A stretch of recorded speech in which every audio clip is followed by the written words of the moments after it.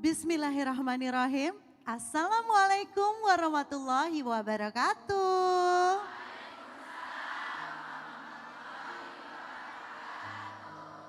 Dengan mengucap alhamdulillahirrabbilalamin, akhirnya kita bisa berkumpul bersama dalam keadaan sehat. Tentunya di Masjid Nur Setiasi Bekasi yang Masya Allah indah ini.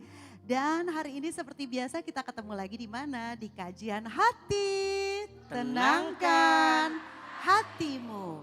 Dan pastinya nanti hati kita akan selalu ditenangkan dengan Ustadz kesayangan kita bersama Ustadz Hilman Fauzi. Assalamualaikum Ustadz. Waalaikumsalam warahmatullahi wabarakatuh. Baik Ustadz, hari ini kita punya tema yaitu kadang diri kita terlalu bangga. Hingga lupa kalau kita masih berlumur dosa. Aduh ini jelek banget ya, Masya Allah baik. Sekarang kita berikan kesempatan AA untuk menyampaikan tausiahnya. Silakan AA. Bismillahirrahmanirrahim. Assalamualaikum warahmatullahi wabarakatuh.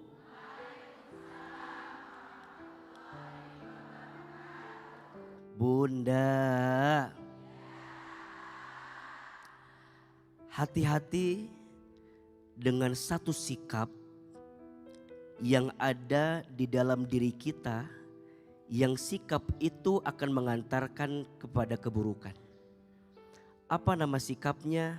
Namanya adalah ujub. Apa namanya? Ujub. Ujub itu artinya bangga terhadap dirinya sendiri. Pencapaian dunia yang sebenarnya Allah titipkan membuat dia lupa kepada yang memberikan sampai dia mengatakan ini ada karena usaha saya. Ini tercapai karena ikhtiar saya. Dia lupa padahal yang memberikan siapa? Allah. Orang bisa ujub dengan hartanya, Qorun namanya. Ada orang ujub karena pangkat jabatannya, Fir'aun namanya. Orang ada yang ujub dengan parasnya, dengan semua yang dia dapatkan dalam hidupnya, yang sampai pada akhirnya dia lupa, lena dengan dunia sampai benar-benar menjauhkan dia dari Allah Subhanahu wa taala. Maka kata Nabi SAW, "Thalathun muhlikatin." Ada 3 hal yang kalau kita turutkan maka 3 hal ini akan menghancurkan. 1, suhun muta'un, rasa pelit yang ditaati. Yang kedua, wahawan muttaba'un, hawa nafsu yang diikuti.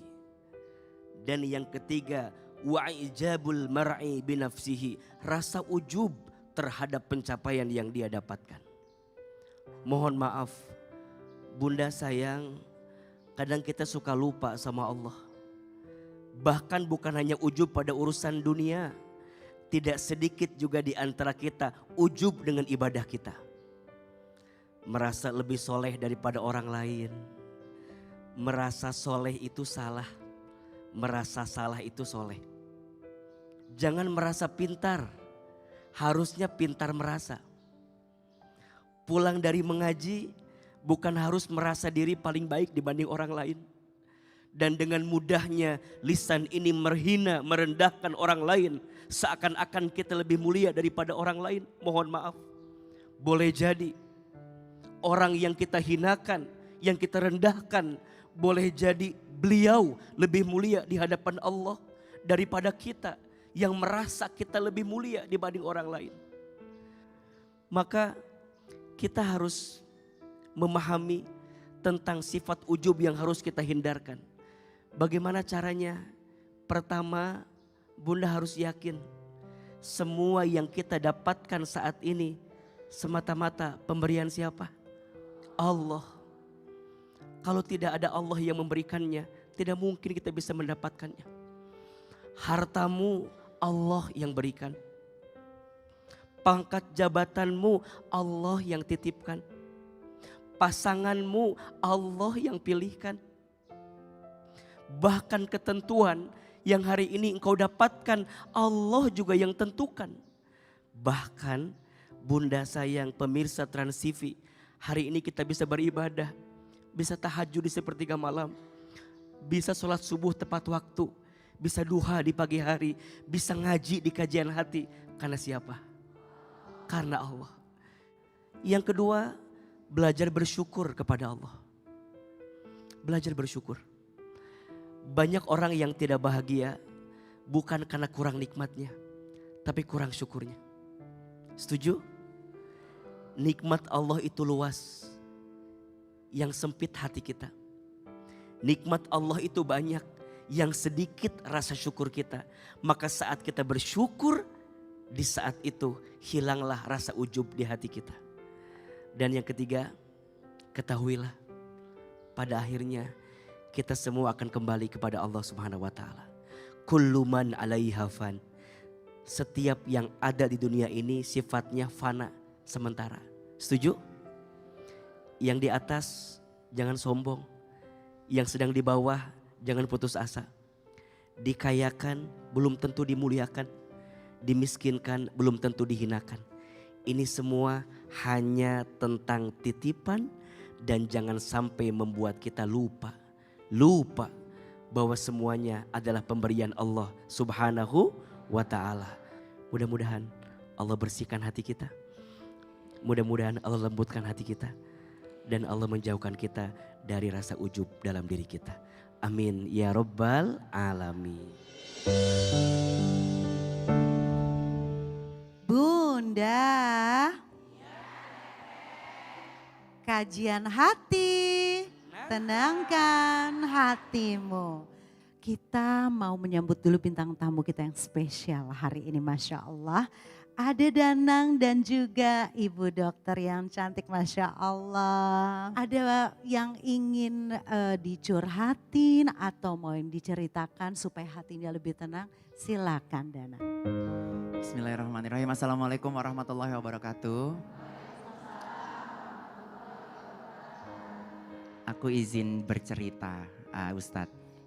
Jadi alhamdulillahirrahmanirrahim, ini saya perkenalkan dulu ibu-ibu. Mungkin ibu-ibu, Danang itu sudah nikah atau belum ya gitu. Alhamdulillah Danang sudah sold out Bu ya. Di samping kiri saya ini adalah istri saya. Dia adalah seorang dokter Ustadz. Saya bertemu sama istri saya ini di Instagram Ustadz. Simple sekali, bertemu di Instagram, melihat ada sosok wanita berjilbab waktu itu. Dan saya lihat kok saya tertarik ingin berkenalan. Saya tidak ingin berpacaran Ustadz saat itu. Jadi memang niat saya adalah saya ingin berkenalan untuk mencari istri. Dia mungkin juga tidak tahu niat saya seperti itu, sehingga saya sapa dia dengan assalamualaikum gitu. Tapi ternyata dia acuh tak acuh Bu. Ternyata jawabnya 1 minggu berikutnya. Waalaikumsalam aja Ustadz. Jadi kayak waduh kok nggak nanya gitu. Ini yang nyapa artis loh gitu ya. Wah ujub nih ujub. Jangan ya. Jadi artis karena Allah kata Ustadz begitu. Tapi kok saya nggak disapa cuman waalaikumsalam aja. Akhirnya ternyata komunikasi semakin intens dan waktu itu momennya sedang COVID. Jadi kita sharing tentang kesehatan. Dan cocok sekali karena beliau seorang dokter. Apa yang ingin kami lakukan dan hari itu saya ingat sekali mengatakan sama dia, saya tidak ingin mencari pacar. Tapi saya mencari calon istri. Walaupun mungkin bukan kamu, tapi ini yang ingin saya lakukan. Ternyata dia tidak menjawab apapun. Perbincangan semakin dalam dan dia akhirnya menjawab pertanyaan saya, statement saya yang awal. Iya, saya juga carinya. Saya juga mencari calon suami, tapi Gitu. belum juga tentu kamu orangnya. Jadi dibalas gitu Ustadz. Gitu akhirnya ngobrol lagi dan alhamdulillah ternyata kita dijodohkan sama Allah, diberikan jodoh. Dan insya Allah ini jodoh sehidup sesurga saya Ustadz. Mohon doanya juga. Kak Nura waktu itu gimana perasaannya di chat oleh seorang penyanyi dangdut tadi? Jadi jujur ya Pak Ustadz ya, pas pertama kali di chat sama akun centang biru, pas itu kan belum bisa beli ya Pak Ustadz ya akun centang biru. Ini siapa Danang ya? Gak pernah tahu namanya gitu. Ini artis gitu, kok followersnya banyak banget. Terus chatnya cuma assalamualaikum. Karena saya nggak tahu ya Pak Ustadz, saya tanya ke ibu saya. Kalau misalnya ibu-ibu kan kalau artis beneran tahu ya. Ma, ini siapa? Ada artis namanya Danang. Oh itu loh Nduk, penyanyi yang sering di TV. Oh mama tahu nih berarti beneran artis beneran gitu ya. Tapi jawabnya jadi lama gara-gara ada tambahannya Pak Ustadz. Hati-hati Nduk, jangan-jangan itu akun palsu. Enggak mungkin Ma, itu akun palsu soalnya centang biru. Oh ya udah berarti jangan-jangan yang ngechat asistennya, masa ada artis ngechat kamu katanya. Begitu kami menikah, alhamdulillah di tahun 2021 itu juga saya dapat tawaran yang bagus Ustadz. Karir saya alhamdulillah sama Allah diberikan karir yang bagus. Pekerjaan juga alhamdulillah rezekinya dari Allah juga banyak sekali. Dan saya bisa membuktikan bahwa ternyata memang betul kata orang, kata guru saya juga. Insya Allah kalau kamu menikah pintu rezekinya semakin terbuka dan itu terbukti di saya. Semakin berjalan waktu ternyata malah ada tekanan. Tekanan ini muncul bahkan dari kelompok yang well educated, orang-orang berpendidikan tinggi yang ternyata memandang pekerjaan saya sebelah mata, Ustaz. Saya dilihat hanya sebagai sosok penyanyi dangdut gitu. Cuman ya public figure biasa gitu. Mereka mengatakan bahwa, bahkan mengatakannya ke istri saya bahwa kamu tidak sepadan menikah dengan dia. Kamu seorang dokter spesialis dan kamu hanya mendapatkan seorang penyanyi dangdut. Hanya seorang penyanyi dangdut, itu kata-katanya.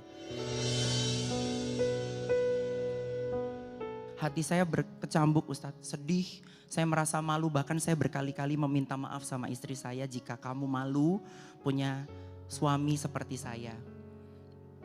Saya berkali-kali meminta maaf juga sama mertua saya, maafin saya jika mama ternyata hanya punya menantu seorang penyanyi dangdut. Gitu. Tapi istri saya membesarkan saya, kamu gak perlu berkecil hati karena saya memilih kamu karena kamu punya visi dan misi yang bagus sehingga saya memilih kamu. Hati saya kembali besar Ustadz.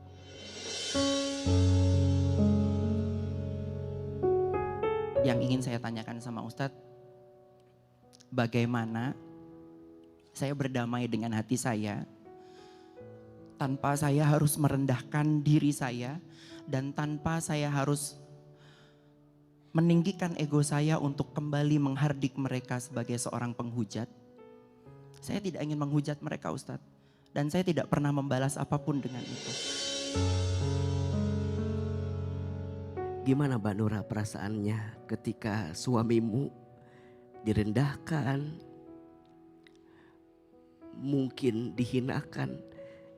Gimana perasaan Mbak Nura sebagai seorang istri? Jadi saat itu awal pernikahan dan jujur kita berdua masih beradaptasi sebagai pengantin baru. Dan tekanannya tidak hanya ketika kita beradaptasi sebagai pasangan suami istri, tapi justru malah dari orang luar gitu. Orang yang saya anggap sebagai pembimbing dan bukan dari keluarga. Dan kata-kata itu seperti menusuk ke hati saya ya Pak Ustadz. Karena saya melihat suami saya itu, saya menikah dengan suami saya itu bukan karena pekerjaan. Tapi saya melihat sifat dan sikap dari Mas Danang sendiri gitu. Kepada keluarganya seperti apa, kepada istrinya seperti apa saat itu. Ke orang terdekatnya seperti apa, dia itu sangat luar biasa baik Pak Ustadz. Jadi saya jujur saya merasa sakit hati padahal bukan saya yang diomongin gitu. Tapi kan kita sepakat ya Pak Ustadz, suami ya istri itu jadi satu gitu. Jadi kalau misalnya suami saya merasakan sakit hati, saya juga pasti akan merasakan sakit hati juga gitu. Sedangkan suami saya juga pekerjaannya menurut saya ya halal ya Pak Ustadz. Dia tidak mencuri, dia tidak korupsi, tidak merugikan orang lain gitu. Dia menjual bakat yang memang menyanyikan anugerah dari Allah juga gitu Pak Ustadz. Saya sebagai orang yang tidak bisa menyanyi merasa wah itu adalah suatu kemampuan yang luar biasa gitu. Dan tidak semua orang dititipkan anugerah seperti itu. Jadi menurut saya tidak pantas gitu untuk direndahkan sebegitunya. Mas Danang kalau boleh cerita, perjuangan seperti apa yang Mas Danang pernah lukiskan sampai kemudian Allah titipkan pencapaian seperti hari ini? Masya Allah, tabarakallah, saya meyakini bahwa ini memang garis Allah untuk saya, takdir Allah untuk saya.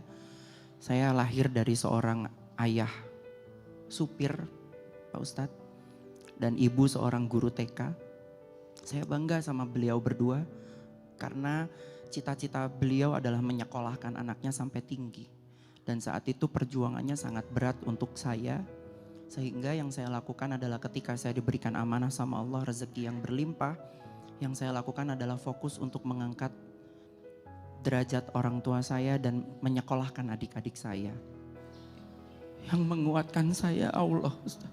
Tidak ada tempat cerita, tidak ada tempat curhat lain selain mintanya sama Allah. Bahkan ketika saya terpuruk pun saya tidak pernah menceritakan kepada keluarga saya, termasuk orang tua saya, bahkan adik-adik saya.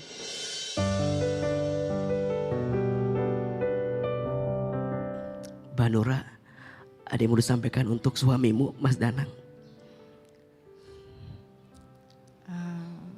Mas Danang, yang pertama aku pengen ngucapin terima kasih karena selama ini udah menjadi imam yang baik, sudah membimbing aku yang banyak kurangnya, yang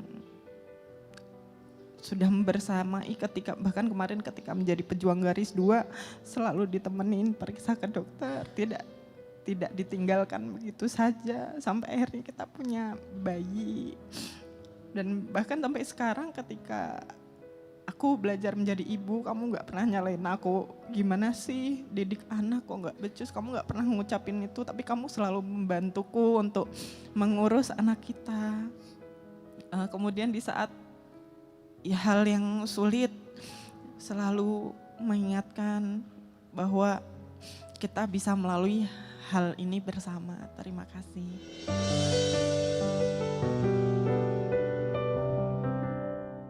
Ridhoi aku, kerjaanku. Karena semua langkahku, pekerjaanku itu adalah tanggung jawabku untuk kamu dan anak-anak kita. Dan keluarga kita nanti.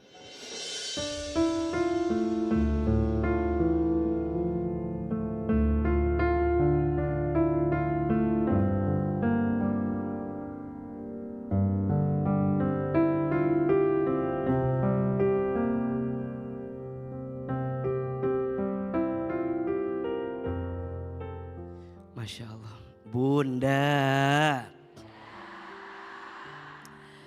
Pertama, Ahilman ingin bicara tentang pernikahan.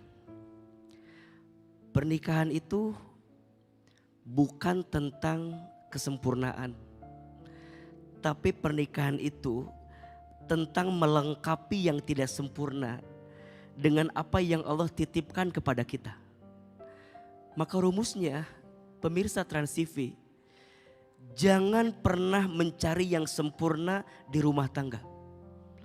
Karena sampai kapanpun engkau tidak akan pernah bisa menemukannya. Mau nyari kemana kesempurnaan? Setuju? Cinta yang sempurna bukan karena kita melihat pasangan kita sempurna. Tapi cinta yang sempurna karena kita tahu hadirnya pasangan kita menyempurnakan apa yang tidak sempurna di dalam diri kita. Maka nanti cinta terbaik bukan dia yang datang karena kelebihannya, tapi cinta terbaik dia yang siap bertahan walaupun tahu kekurangan dalam dirinya. Cinta terbaik bukan dia yang siap menunggumu di puncak, tapi Dia yang siap menemanimu saat mendaki. Bersama ketika belum punya apa-apa, bahkan tetap bersama ketika Allah limpahkan segalanya. Mas Danang, Mbak Nura, jangan pernah berkecil hati dengan apa yang terjadi dalam rumah tanggamu. Karena Allah memasangkanmu menjadi pasangan. Allah tahu hadirnya dirimu dengan pasanganmu adalah dua insan yang Allah titipkan perasaan yang sama. Maka Mas Danang jangan pernah merasa rendah diri. Mbak Nura juga izin jangan kemudian merendahkan suami walaupun dalam kacamata manusia mungkin berbeda. Dan ingat, para pemirsa, netizen, semua yang hadir di sini, jangan suka merendahkan siapapun. Boleh jadi orang yang kita anggap rendah, ternyata dia punya latar belakang kehidupan yang luar biasa sehingga Allah angkat derajatnya. Dan ingat ya, setiap pekerjaan itu mulia. Selama halal, selama toyib, tidak zolim sama orang lain, tidak mengambil hak orang lain, dilakukan niatnya karena Allah, untuk Allah, di jalan Allah, mulia atau tidak? Baik atau tidak? Kemuliaan suami itu pada kemauannya untuk tetap berusaha dan berikhtiar. Al-harakatu hiyal barokah, bergerak itu berkah. Maka jangan pernah rendahkan profesi pasangan kita. Bunda sayang, jangan pernah rendahkan pekerjaan suami kita. Mohon maaf, mungkin ada yang pekerjaannya kasar, itu mulia. Boleh jadi kata Nabi, kan ada seorang sahabat, yang sahabat itu satu kali dipegang tangannya oleh Nabi, tangannya kasar. Apa Nabi bilang? Tanganmu yang kasar adalah tangan yang akan mengantarkanmu ke dalam surganya Allah Subhanahu wa Ta'ala. Kemudian sahabat itu bertanya, ya Rasul, kenapa tanganku yang kasar ini akan mengantarkan aku ke dalam surga? Karena kata Nabi, tidak ada satu amalan yang lebih dicintai Allah kecuali amalan seorang suami, seorang ayah yang banting tulang mencari nafkah untuk keluarganya. Dan ingat, barang siapa yang berangkat dari rumahnya di pagi hari untuk bekerja, mencari nafkah bagi keluarganya, kemudian dia pulang di sore hari dalam keadaan capek, lelah, maka capek lelahnya menghapuskan dosa yang pernah dia lakukan. Dan ada satu amalan, yang amalan ini tidak bisa digantikan dengan amalan lain, kecuali amalannya apa? Mencari nafkah bagi keluarganya, dan setiap langkahnya jihad fisabilillah. Allah hantarkan dia ke surga ketika dia wafat saat bekerja. Maka para suami, para ayah, semangat ya. Para pejuang nafkah di luar sana, semangat. Mas Danang, semangat. Ya Ustaz. Jangan pernah merasa rendah diri dengan apa yang Allah titipkan. Tidak banyak orang yang Allah anugerahkan kemampuan seperti beliau. Tapi mungkin AA juga nitip. Bagaimana caranya agar pencapaian itu tidak membuat kita juga bangga diri dengan apa yang dihadirkan. Dan anggap aja hinaan orang, cibiran orang, hujatan orang. Anggap aja itu cara Allah menghapuskan dosa-dosa kita. Anggap aja itu cara Allah mengangkat derajat kita. Karena mungkin dengan mudahnya Allah memberikan keberkahan dengan pencapaian kita.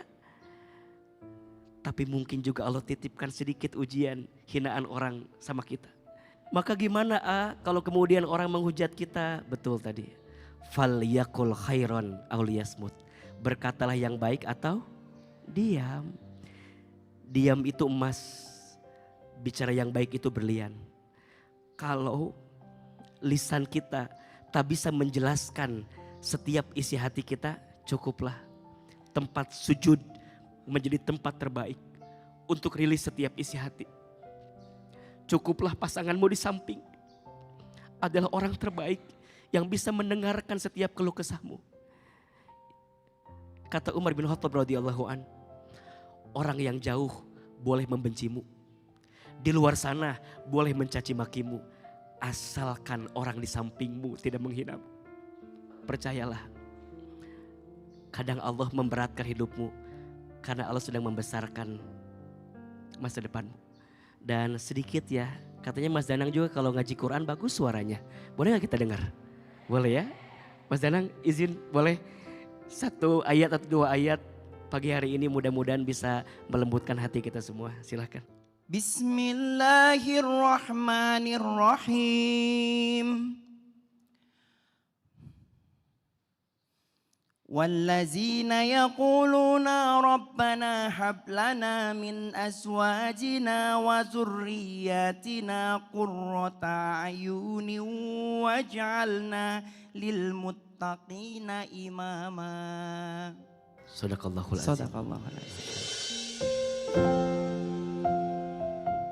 Aku sebisa mungkin mengatakan tidak hal yang indah-indah saja, tapi aku juga mengatakan kamu kalau nikah sama aku, yang terjadi adalah akan ada netizen yang ngomong kayak gini, akan terjadi seperti ini, akan jadi sorotan, dan mungkin bisa jadi hal-hal yang kita lakukan bahasa sederhananya adalah dikulitin banyak orang gitu. Kamu siap atau tidak gitu. Dengan potensi dia yang besar sebagai seorang wanita, dia ini, dia cewek yang potensial, yang mungkin banyak cowok yang ingin mendekati dan ingin punya istri yang yang punya status yang baik, apalagi sebagai seorang dokter spesialis gitu. Aku bersyukur kamu masih mau terima aku dengan kekuranganku, jadi aku bangga banget sama dia.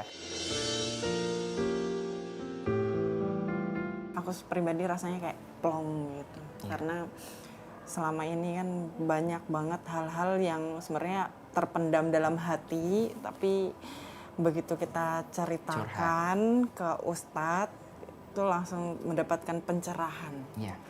Dan jawaban Ustadz itu mendamaikan gitu, bukan jawaban yang menjudge orang. Jadi hal yang paling penting adalah daripada kita melakukan kesalahan atau berkata yang buruk-buruk, sebaiknya kita diam. Karena kata Ustadz tadi, diam itu emas dan berkata yang baik itu adalah berlian.